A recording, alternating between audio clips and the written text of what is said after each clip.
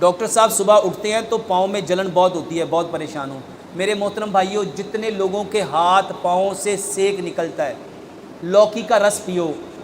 لوکی، یہ جو لمبا کدو ہوتا ہے، اگر لوکی میسر نہیں تو کدو لے لو اور اس کو سنت سمجھ کے لو۔ اس میں نہ ایک تھوڑی سی بات حکمت کی سمجھو۔ ہم بنے ہیں مٹی سے اور شیطان بنا ہے آگ سے۔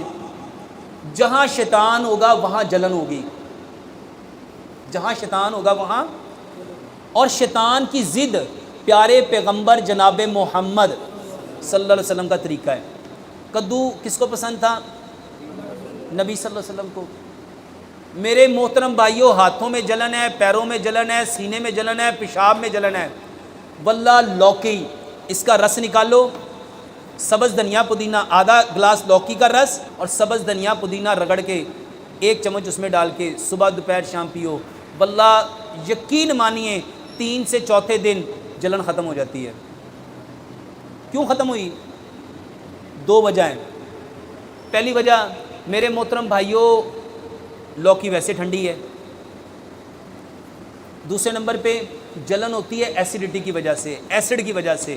لوکی الکلائن ہے، الکلی جب ایسڈ سے ملتا ہے تو یہ ویسے نیوٹرل کر دیتا ہے، یہ ایک سائنٹیفک ریزن ہے۔ لیکن جو بات مجھے سمجھ آئی ہے وہ یہ ہے کہ لوکی اللہ کے نبی صلی اللہ علیہ وسلم کو پسند ہے، اس وجہ سے جب یہ لوکی لیں گے تو اس سے ٹھیک ہو جائے گی۔